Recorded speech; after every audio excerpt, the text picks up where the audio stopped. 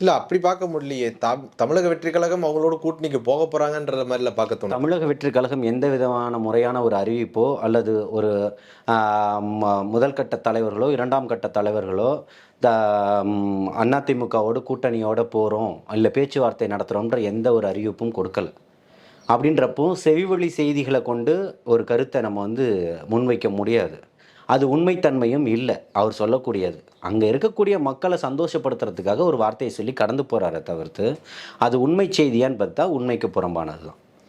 எது கூட்டணிக்கு வரப்போறாங்கங்கிறது உண்மைக்கு புறம்பானதா? நிச்சயமா எந்த விதமான பேச்சுவார்த்தைகளும் இல்ல, அதுக்கான அறிகுறிகளும் இல்ல. அவர்கள் வந்துருவாங்கன்றது போன்ற இப்போ இவ்வளோ பெரிய ஒரு பிரச்சனை நடந்துருச்சுன்ன உடனே தலைமையை விட்டு இறங்கி வந்துருவாரா தலைவர் தளபதி அவர்கள்? இல்ல ஒரு ஊர்ல விஜயோடைய படத்த போட்டு எடப்பாடி பழனிசாமி அவரோட படத்த போட்டு வருக வருக அப்படின்னு சொல்லி வரவேற்கிற மாரிலாம் யாரோ ஒருத்தர், நம்ம இதை ஏற்கனவே பேசியிருக்கோம். இதே சம்பவத்த யாரோ ஒருத்தர் பண்ண விஷயம் ஒட்டுமொத்த தமிழகத்தையும் தலைமையும் மாத்திடாதுன்னு சொல்றேன். இல்ல அப்படி இருந்தாலும் கூட கட்சியில் இருக்கக்கூடிய தலைமை யாராவது ஒருத்தர் கூப்பிட்டு, எப்பா என்னப்பா இப்படிலாம் பண்றீங்க, கட்சியினுடைய கட்டுப்பாட்டை மீறாதீங்கப்பா அப்படின்னு யாராவது ஒருத்தர் சொல்லணும்ல. கொண்டு போனவர் இல்ல அவர் மீது நடவடிக்கை எடுப்பாங்க. அதுக்கெல்லாம் மாற்றம் கிடையாது. அதுக்கப்புறம் எந்த பேனரும் நீங்க பார்த்திருக்க முடியாது. ஆனா இப்ப கொடிகள் கொண்டு போனது அதான் சொல்றேன்.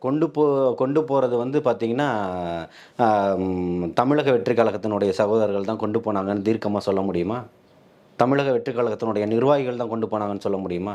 அதெல்லாம் மாற்று கருத்து இருக்கு. அதுக்கு தமிழக வெற்றி கழகம் எந்த விதத்திலும் உடன்பாடு கிடையாது. அது நடந்த சம்பவம் தமிழக வெற்றி கழகத்தின் உடன்பட்டு நடந்த சம்பவமும் கிடையாது.